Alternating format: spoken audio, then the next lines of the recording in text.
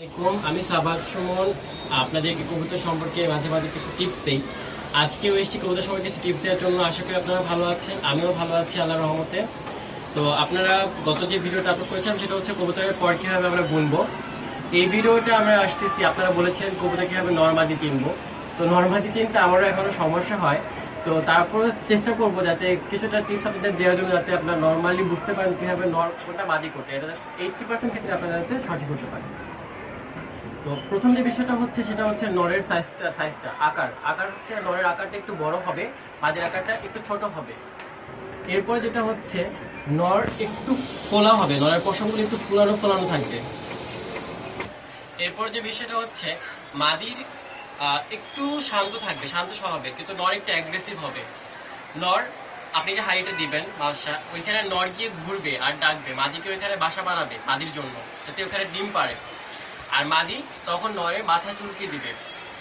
তো এগুলো হচ্ছে মাদির বৈশিষ্ট্য। মাদি একটু শান্ত স্বভাবের হবে আর নর একটু অ্যাগ্রেসিভ হবে। মাদি সাইজে ছোট হবে, নরের সাইজটা বড় হবে। মাদির গলাটা হবে হচ্ছে চিকন, আর নরের গলাটা হবে একটু মোটা বা ফোলা থাকবে নরের গলাটা। আর আমরা অনেক সময় বলি যে নরের ঘাড়ের যে পশমগুলো আছে সেগুলো চিকচিক করে, এটা মাদির ক্ষেত্রে করে না। এটা 60% ক্ষেত্রে হয়, কিন্তু সম্পূর্ণ এটা বলা যায় না যে এটাই ঠিক আছে। এছাড়া যে বাচ্চার ক্ষেত্রে আমরা অনেক সময় দেখি যে বাচ্চা ছোট থাকতে কিভাবে বুঝবো, আমরা অনেক সময় ফ্যান্সি আইটেমের বাচ্চা কিনে থাকি। তো সেক্ষেত্রে বড় হলে দেখা যায় দুইটা নর হয়ে গেছে, কিন্তু দুইটা মাদি হয়ে গেছে। তো একদম ছোট থাকতে আমরা বুঝতে পারি কিভাবে নর বাচ্চা কি মাদি বাচ্চা। তো সেটা জানার জন্য আমাদের কবুতরের ভেন্ট ইউজ করতে হবে। কবুতরের পায়ুপথটা আমরা ব্যবহার করতে পারি।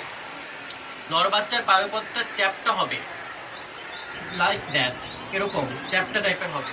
আর মাদিরটা সিম্পল একটু গোল হবে, একদম চ্যাপ্টা না, একটু গোল শেপের হবে। তো একদম বাচ্চা থাকতে আমরা বুঝতে পারবো যে কোনটা নর কোনটা মাদি।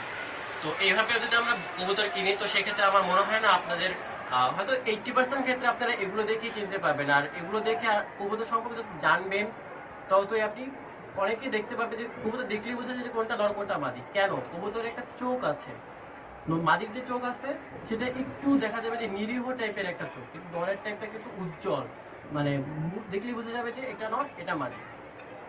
এরপর যেটা বললাম, মাদির গলাটা একটু চিকন হবে আর নরেরটা একটু ফোলা হবে। তো বেসিক্যালি এইসব বিষয়গুলো যদি নজর রেখে আপনারা কবুতর কিনেন, তো সেক্ষেত্রে মনে হয় যে একটু সুবিধা পেতে পারেন। আর যদি আপনারা সিঙ্গেল কিনে যদি পেয়ার করতে চান, যে নর কিনে মাদি পেয়ার করব, তো সেক্ষেত্রে আপনারা নরটা আগে কিনবেন, নর কিনে 5-6 দিন একটু আলাদা রাখবেন নরটাকে। এরপরে সেটা হাটে নিয়ে যাবেন, কিংবা মাদি কিনতে চাইলে সেই মাদির কাছে নিয়ে যাবেন। যদি নর ডাকে তাহলে অবশ্যই বুঝবেন নর ডাকবে।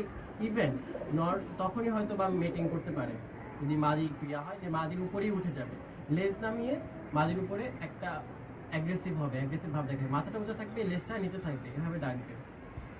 আর নর ঘুরবে, মাদি দেখলে অবশ্যই নর ডাকবে। মাদি কিন্তু নরের মতো কখনোই ডাকবে না, অনেক বেশি ডাকবে না। মাদি একটু কম একটা আওয়াজ করবে হয়তো মাঝে মাঝে, কিন্তু নর সবসময় ডাকবে, ডিম পাড়ার আগে হয়তো বেশি ডাকবে। তো বেসিক্যালি এগুলি হচ্ছে নরমাদি চেনার জন্য বেসিক্যালি কিছু উপায়, আকারের দিক থেকে কিংবা গঠনের দিক থেকে যাই করে ডাকাবো। তো আশা করি খুব বেশি উপকার করতে না পারলেও হয়তো কিছুটা উপকার করতে পেরেছি, যাতে আপনারা বুঝতে পারেন যে কীভাবে নর কিনবেন, কীভাবে মাদি চিনবেন। তো আশা করি ভালো লেগেছে আমার ভিডিওটি। ধন্যবাদ আমার ভিডিও দেখার জন্য।